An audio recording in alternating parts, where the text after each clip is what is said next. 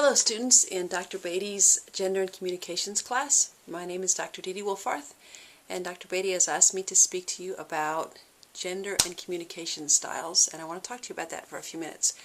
So my name again is Dr. Dee Dee Wolfarth. Let me slow that down for you, and everybody calls me Dee Dee, so you can call me Dee Dee. Yeah, I know you're not really going to be talking to me, so it doesn't really matter, but I want you to talk with me for a few minutes about how gender identity develops in children and the role that parents and teachers play in that.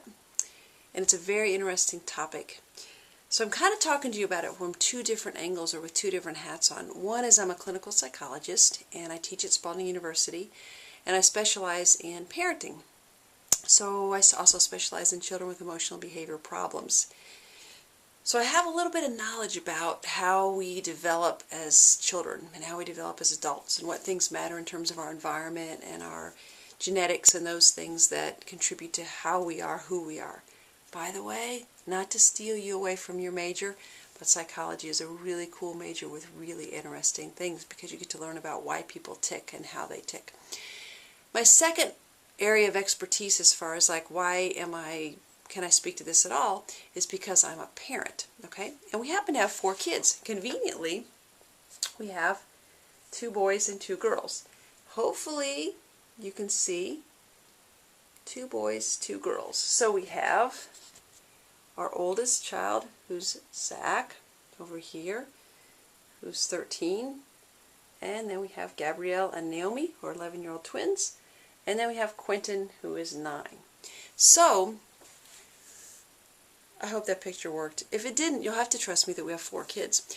Boys and girls are very, very, very different as far as raising kids. And even if you try to be very gender neutral as a parent and not raise kids in very sex stereotyped or gender stereotyped ways, you still find yourselves doing it despite your best intentions. So, I'll give you an example. My husband and I went to one of those hippie yippie colleges where people are hippie yippies and, people are not husbands and wives, they're spouses, and there's very much focus on what language we use and the power of that language and everything else. And we very much consider ourselves to be gender thoughtful people, okay? And despite that, we still fall into lots of gender traps. Here's another picture. Here's a picture of my husband bringing home one of our twin daughters from the hospital. Now, hopefully you can see this, because what you're going to look at, hopefully, is a picture right there. I hope you can see that, of how carefully he's holding this little tiny girl. What I want you to see or think about is how different we treat boys and girls from the very moment they're born. Now, I don't have the equivalent picture right here of how did my husband carry my sons in, but I can tell you, when we carried those boys home from the hospital when they were just a few days old, it was very much on the back, like this, big guy, whatever. And look at how he holds the girl like a tiny little package that might be broken, okay, just with 2 hands, like this, wrapped around her, as if to convey she's more fragile, she's more delicate. We have to be more careful with this person.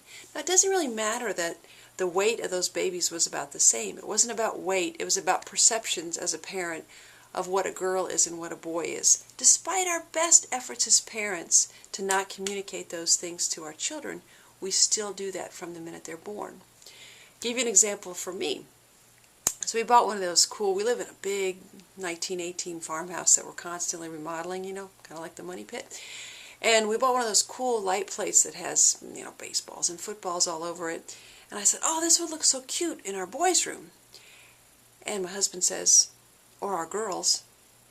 And I was like, oh, good point, right? Why did I not think that, okay? So inadvertently, I'm promoting that our boys should be athletes and our girls shouldn't. So there's lots of examples every day that we do to promote the idea that boys are different than girls. Okay, what are some of our expectations as far as girls? Our communication as far as girls, our expectations for girls are that they'll be more obedient, they'll be quieter, they'll be better in school, they'll be better behaved, they won't be angry as much, they won't be as aggressive. We communicate those things through our language every day to girls. By age 3, that's young people, girls have a sense of what's girl things and boys things, okay? They have a good sense of, first of all, gender constancy. They get that a girl can't become a boy and a boy can't become a girl. By 3 or 4, that's established. The other thing they're very good at by 3 or 4 is gender typing. They understand what's girls' toys and what's boys' toys. And they say, boys can't play with Barbies. Girls can't play with Tonka trucks. No, it can't happen. Sometimes when they're little, they'll say things like this. Before they have gender constancy, they might say things like this. If a boy plays with a Barbie, he can become a girl. Or if a girl plays with a Tonka truck, she can become a boy. But usually by 3 or 4, kids have gender constancy. They know that gender can't change. But there's still this strong gender typing that happens with kids. What happens with little kids, 3 or 4 or 5, they're sorting the world into categories. They don't do well with things that don't fit into those categories, okay? So for an example, when we were in downtown Chicago when I was a child, I was maybe 10, and we have, there's 6 of us kids, so I'm with my younger sisters. And one of my younger sisters sees a man with a purse and high heels for the first time in downtown Chicago. She doesn't know what to make of this man. And she stares at this man, and she stares at this man, and she can't figure out if this man fits in the man category or the woman category. What happens with kids is that when we're first learning about categories, we want to put things in categories. Either it belongs in the male category or the female category. We don't do well with things that don't fit in those categories. So in these early years where kids are learning about this really tough concept of gender, we're very happy to put things in one slot or the other. But the world doesn't always work that way, right? Things are much more in a continuum. Things are much more difficult than that sometimes. They're much more fluid and complex. But parents inadvertently play into these stereotypes all the time. Our stereotypes for boys, or expectations for boys, is that they'll be athletic, they're braver, they're bolder, they're louder, they're more aggressive. We say things like, well, he's all boy. And we say that in a good way, right? So one of our children, for example, the youngest guy, Quentin, he's just dirty and wild, and he'll never be anything but dirty and wild. And I mean that in a wonderful, great parenting way. But if there's a creek, he finds it. If there's a blood, he bleeds it. If there's anything at all that he can possibly, dirt just jumps on his body, okay? In a boy, we tolerate that more than a girl. In girls, we don't do as well with that. In boys, we accept that. Now, even as I'm saying that, okay, you're going to think that the gender roles we communicate for boys and girls, who do you think has it harder, boys or girls growing up? Whose gender roles are tighter? Where are the expectations tighter? What do you think? You're right. Boys. Our gender roles for boys are tighter than for girls. The range of which we say this is okay boy behavior is smaller than the range for okay girl behavior, okay?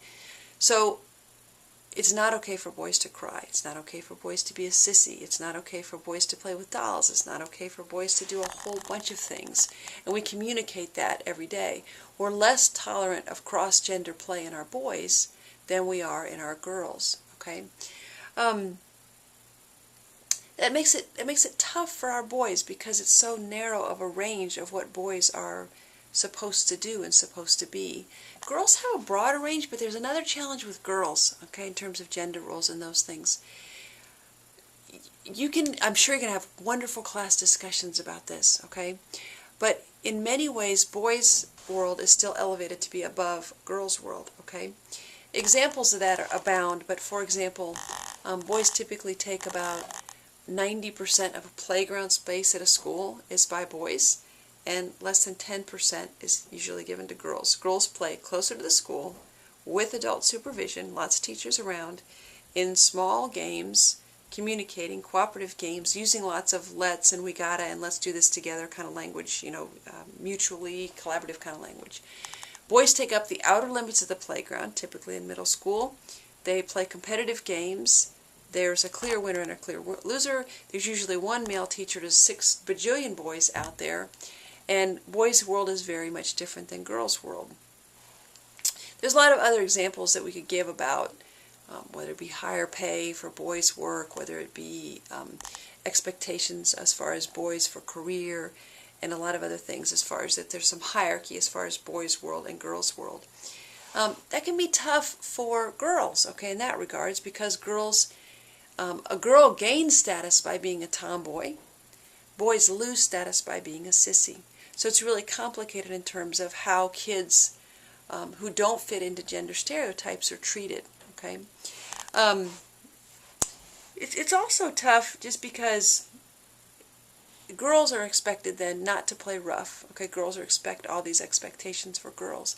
When we communicate to kids too, we also, if there's an inanimate object around, a bug, okay, say you're going to squish a bug, or you see a bird, or you see a butterfly, or you see whatever kind of, either an inanimate object or a animal or whatever else, 90% of the time we identify that thing as a he. Okay, it's a he, not a she. So don't squish that bug, he would be sad. Don't catch that butterfly, he won't be able to breathe. Put that crawdad back in the creek, or he might die if he doesn't get enough water. So we have to work actively to counteract some of the gender stereotypes that we give kids every day. Teachers reinforce, so the kids learn it from their parents, okay? And kids are very happy to have the world sorted neatly into boys and girls categories, because remember, kids are just learning categories, so they want things to fit neatly in one or the other. Teachers then reinforce these gender stereotypes. How do teachers do that? They say things like, boys line up over here, girls line up over here. They say things like, boys, can't you be more quiet like the girls are? And so they communicate these things to kids and reinforce those messages. Other kids also communicate expectations about gender through what they say and don't say. Boys in particular are especially not tolerant of cross-gender play. So if a boy wants to play with Barbies, that's not okay. There's a little kid that I know, he's darling. Can I tell you his name? Would you at all know him? Let's give him a hypothetical name. Let's call him Carter. So Carter has 2 older sisters, and Carter is 5 years old now. And since he was born, Carter has been very much interested in gender atypical play. He loves to play dress-up. He loves to dress up like a princess. He loves very, very girly things. He loves purple and pink are his 2 favorite colors. He wanted his world decorated in purple and pink, his whole room decorated in those colors. He loves all the Disney princess movies. He wants to be a Disney princess when he grows up, okay? So Carter's exhibiting a lot of gender atypical behavior, okay? This is hard for Carter's dad, okay? Carter's dad is a big UK fan. He's NASCAR. He's very much into hunting and fishing and the hunting and fishing channel and all the world that comes with that. And Carter's dad is beside himself with Carter's behavior, okay? Carter's mom's really struggling. She's trying to say, well, Carter's just being who he is, and what do you expect of him because he has these 2 older sisters? And, that's just kind of who Carter is. Now, it's a very interesting question, and it would be something you could talk about in class. What's likely to happen to Carter as he grows up? What are the expectations of society communicated to Carter? What's going to happen to Carter in school? And you can think through things like, is Carter at risk for bullying and why? What is his sense of gender identity for Carter? What are the messages that are being given by his parents and his teachers at school and by other kids at school? Is